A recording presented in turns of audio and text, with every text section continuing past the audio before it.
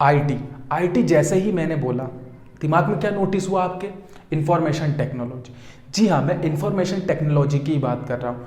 IT जो है कॉलेजों से इस समय क्या हो रहा है कि धीरे धीरे खत्म होती जा रही है। ब्रांच जो है आईटी की वो कॉलेजेस से खत्म हो रही है, या तो वो सीएस में कन्वर्ट होती जा रही है, या फिर कुछ कॉलेजों में इसको पूरी तरीके से हटा दिया गया है।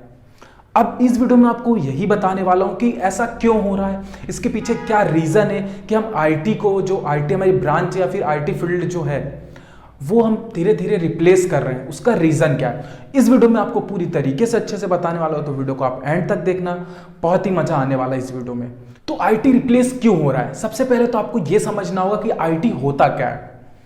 ठीक है, आईटी आपको पता तो है, इंफॉर्मेशन टेक्नोलॉजी उसका फुल फॉर्म है, लेकिन आपको ये चीजें पता होनी चाहिए कि आईटी क्या होता है। सबसे पहली चीज क्या है कि आईटी जो होती है, इंफॉर्मेशन टेक्नोलॉजी होती है, वो क्या होता है कि कंप्यूटर्स के थ्रू हम यहाँ पे क्या करते हैं कि किसी भी चीज का, यानी पर्टिकुलर चीज का हम क्या करते हैं, उसका डाटा या फिर उसकी इंफॉर्मेशन को हम क्या करते हैं, या तो क्रिएट करते हैं या फिर हम क्या करते हैं उसको एक्सचेंज करते हैं, या फिर हम उसको स्टोर करते हैं। किसके थ्रू? कंप्यूटर्स के थ्रू। और ये कौन करता है? Human being.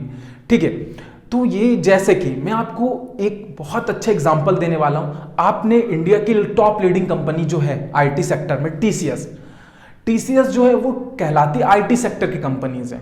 क्यों कहलाती है? क्योंकि देखिए वो डाटास को स्टोर करने के कॉन्ट्रैक्ट्स लेती है। जैसे उसका मैं आपको बहुत ही बेहतरीन सा एग्जाम्पल और एक क्लीन एग्जाम्पल देता हूं। आप कभी भी गए होंगे पासपोर्ट बनवाने, आप नहीं गए होंगे तब भी मैं आपको ये इंफॉर्मेशन देना चाहूंगा, बताना चाहूंगा कि जो हमारी टीसीएस है, यहां तक कि देखिए कहां का कॉन्ट्रैक्ट लेती है, जहां हमारा पासपोर्ट बनता है वहां का भी कॉन्ट्रैक्ट लेती है। यानी कि जैसे आपको पासपोर्ट बनवाना है तो आप वहां जाएंगे पासपोर्ट बनवाने, तो वो क्या होगा कि आपसे इंफॉर्मेशन लेगा, जो भी उसका क्राइटेरिया होगा आपको फुलफिल करना होगा सारी चीजें। तो वहां पर क्या होगा कि कुछ इंसान बैठे होंगे, कुछ लोग बैठे होंगे जो कि कंप्यूटर में आपकी सारी चीज़ों को फीड कर रहे होंगे, या फिर आपके इंफॉर्मेशन को स्टोर कर रहे हैं और उसको आगे प्रोसीड करेंगे। तभी तो आपका क्या बनेगा, एक आपका पासपोर्ट बनेगा। ठीक है, अब ये आईटी सेक्टर की जो कंपनियां यही चीज कर रही है कि वो कॉन्ट्रैक्ट ले रही हैं और चीजों को स्टोर कर रही है, किसी भी पर्टिकुलर कंपनीज की डाटास को स्टोर कर रही है, क्रिएट कर रही है। ये सबसे बड़ी चीज है, ये आईटी का मतलब होता है। इसमें क्या हो रहा है कि ह्यूमन बीइंग की नीड जरूरी है। ठीक है, ये एक टीसीएस का बहुत ही अच्छा एग्जांपल। अब मैं बात करूं कि ये रिप्लेस हो क्यों रहा है। अभी इंडिया की नहीं बात कर रहा हूं मैं, बाहरी कंट्रीज में रिप्लेस हो रहा है और कहीं कहीं हो चुका है। इंडिया में थोड़ा टाइम ज्यादा टाइम नहीं लगेगा, आने वाले 5 या 10 साल के अंदर भी इंडिया में भी आईटी पूरी तरीके से रिप्लेस हो जाएगा। और उसको रिप्लेस करने वाली सबसे बेहतरीन चीज, जो अच्छी चीज आ रही है, वो आईओटी आ रही है, इंटरनेट ऑफ थिंग्स। इसमें क्या होगा, देखिए अब आपको आईटी पता चल गया। अब अगर आप आईओटी को समझेंगे, तो अगर आप आईओटी को समझेंगे तो आपको समझ में आ जाएगा कि हम आईटी को रिप्लेस क्यों कर रहे हैं, या फिर हम इसको कॉलेजों से क्यों हटा रहे हैं।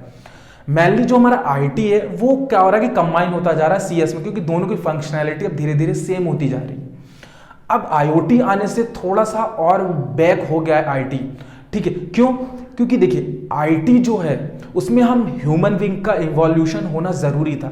यानी कि किसी भी डाटा को क्या करना है, कंप्यूटर में स्टोर करना है, क्रिएट करना है, तो ह्यूमन बीइंग का होना जरूरी है।